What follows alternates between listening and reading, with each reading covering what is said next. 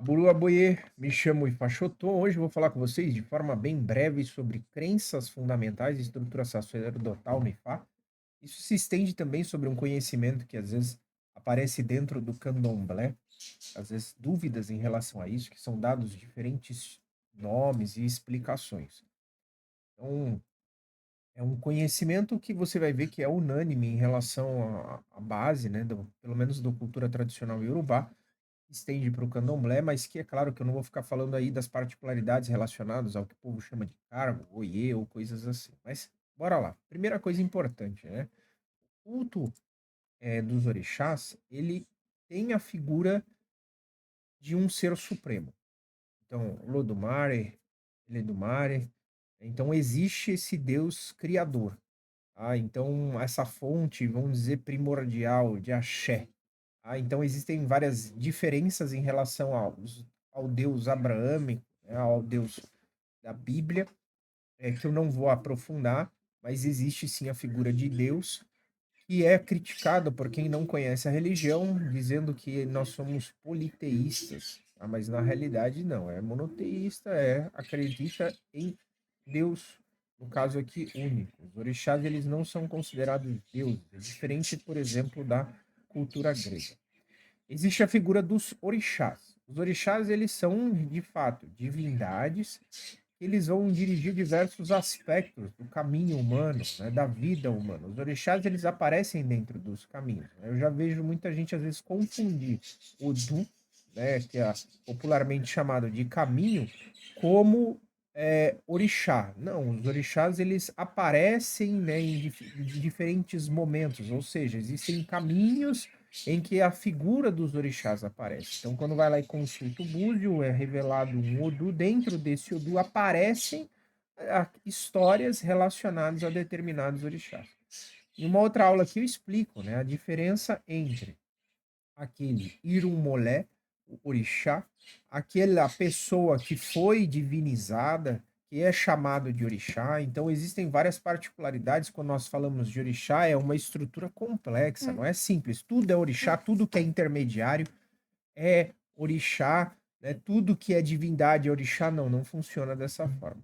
E existe outro segmento importantíssimo dentro do culto, que é Awon Alalé. Esse Aon é todos, né? Alalê é referência aos ancestrais, né? Então você tem que reconhecer, né, a importância da influência espiritual sobre o nosso mundo e a influência e a participação dos antepassados, né? Então, é muito importante no culto tradicional, vou chamar de culto tradicional, vocês chamem da forma que vocês acharem mais pertinente, o culto aos antepassados, tá? Então, quando a gente fala de culto a antepassados, todo mundo abarca como tudo Egum, mas não é necessariamente dessa forma que funciona, mas é sempre dado respeito ao mais velho e respeito aos antepassados. É uma coisa que às vezes entra em confronto com a sociedade atual e com a estrutura que existe dentro do Brasil. Tipo de respeito, tipo de estrutura cultural, a organização cultural um pouco diferente, e isso é incorporado dentro da religião, e a gente percebe também isso de forma muito nítida dentro do candomblé, para ver como isso passou o tempo e se fixou dentro da cultura tradicional brasileira a importância do mais velho e o respeito daquele que é mais velho. E não é só aquele que deu obrigação, mas aquele que viveu mais, aquele que tem mais experiência, mais conhecimento, ele recebe uma posição diferenciada, certo?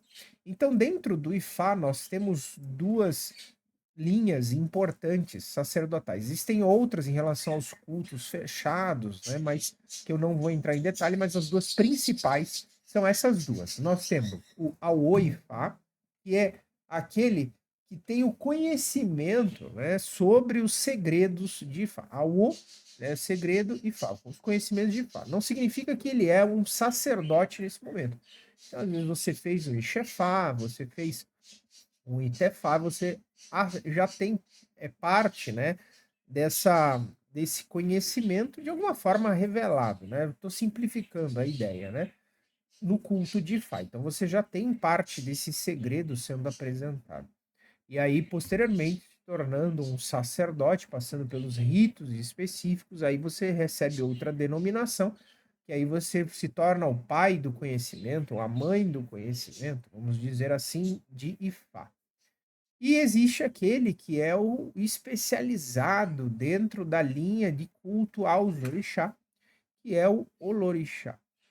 Então, o Olorixá, ele é e- especializado, vamos dizer assim, ele é focado no culto daquele orixá em específico. Aí não significa que ele é iniciado em Ifá. Isso é uma coisa que acontece, uma dúvida que acontece com bastante frequência. Ah, mas para fazer orixá eu preciso ter Ifá, ou para ser sacerdote de orixá precisa ter Ifá? Não, não precisa. Necessariamente não existe esse tipo de regra, tá? E aí tem quem diga, a pessoa só progride se tiver Ifá. Não funciona dessa forma, caso contrário, muita gente que foi do candomblé nunca teria progredido na vida, crescido. Isso não funciona dessa forma. Existem vantagens de fato, né, em cada tipo de culto, mas não existe essa regra em todas as coisas que nós vemos. Não funciona dessa forma. Então, acho que minha imagem congelou, né? Então, vou pôr ela aqui no cantinho, por caso continuar sem ela.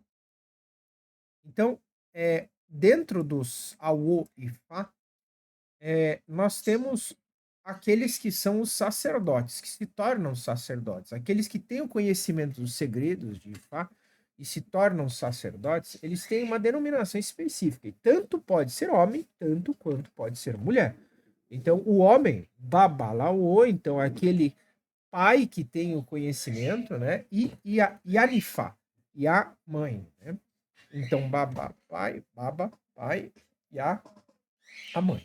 Então, tanto o homem quanto a mulher, de fato, podem consultar o Ziquim, podem consultar o Puelê, e você tem ali a interpretação dos Odu e Fá, dos 256 Odu, dos Odu Abá e dos Odu, dos Omodu.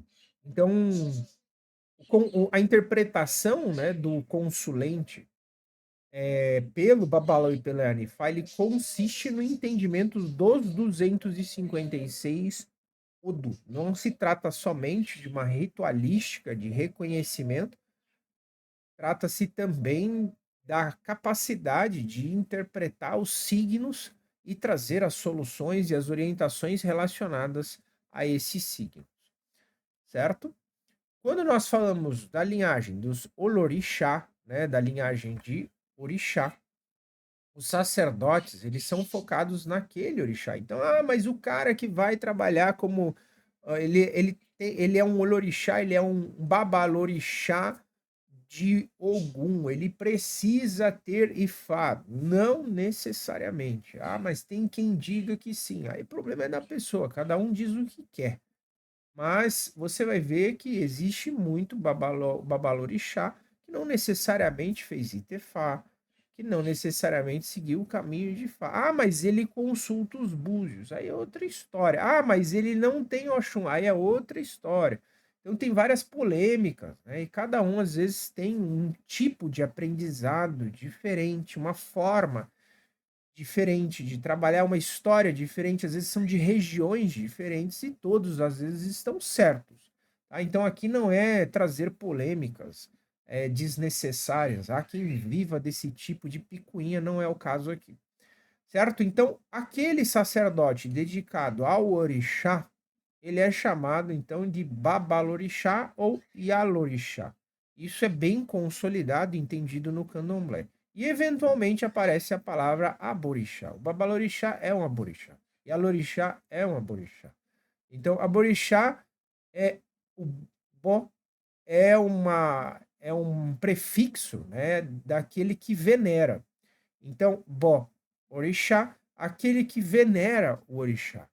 Então, isso muitas vezes também foi estendido a falar de que você é um aborixá de Oxum, um aborixá de Ogum e assim por diante, para se referenciar aquele indivíduo que não é iniciado, mas que ele cultua determinado orixá.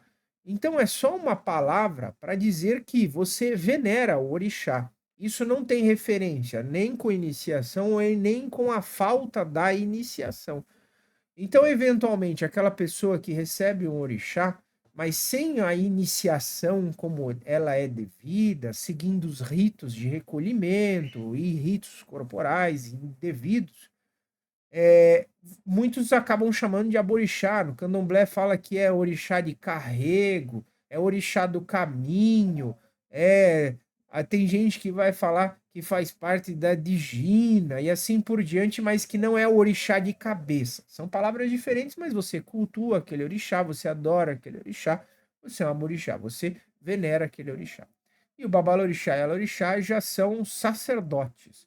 Eles receberam autoridade dentro daquele culto. E aí você vai ver que existe aquele indivíduo que ele é babalaô, mas que ele é babalorixá, que ela é Yalorixá, tá? Então é diferente as coisas. Então você vai ver que mesmo às vezes o cara sendo um babalaô, muitas vezes quem lidera o rito de iniciação de determinado orixá é o babalorixá ou é a Yalorixá. Porque essas pessoas às vezes possuem muito mais competência para trabalhar e para iniciar relacionado àquele orixá do que o babalaô. Ah, mas o babalaô ele inicia vários tipos diferentes de orixá, ou todos os orixás, né, que ele tem conhecimento e tal.